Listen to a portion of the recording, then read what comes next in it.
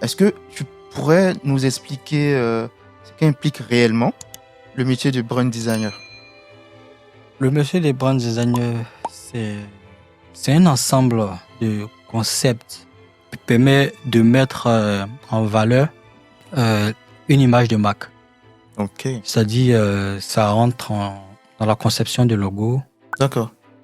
de la charte graphique, avec plusieurs déclinaisons en fait. C'est-à-dire, D'accord. je prends un exemple d'un magasin par exemple. Je prends un exemple d'un magasin. Oui, Ils ont leur logo, oui, ils ont leur site internet, oui, ils ont le magasin. C'est-à-dire, oui.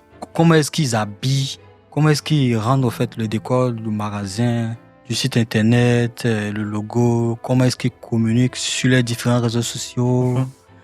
les visuels, c'est-à-dire le fait de voir un visuel directement, tu sais directement de quelle marque il s'agit et tout, et ça ne s'arrête pas là au fait, ça, il y a aussi la notoriété Ouais, je vois. Et de ça la, permet quand même d'avoir un positionnement, voilà, la notoriété, une image de marque en une fait image, ouais, une image de auprès des marque consommateurs, quoi. forte, voilà. Ouais. Il y a aussi le ton employé en communication, surtout le service après-vente. Tout D'accord. ça, c'est du branding.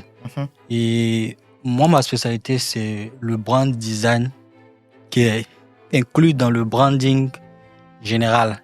Donc, du coup, faire du brand design ne veut pas forcément dire qu'on fait du branding 360 parce que Ok, c'est vraiment vaste. Et d'accord. voilà. Comment abordes-tu la création d'une identité visuelle forte pour une marque, concrètement? Quand on parle d'identité forte, quand tu veux faire une mise en place ou bien une création d'une identité forte, comment tu l'abordes? Bon, ça va dépendre du client en question, D'accord.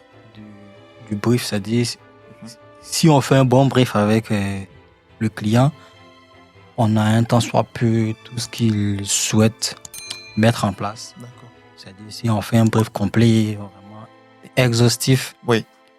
avec ça, on peut facilement dérouler, c'est-à-dire faire des mood boards de tout, des planches de travail D'accord.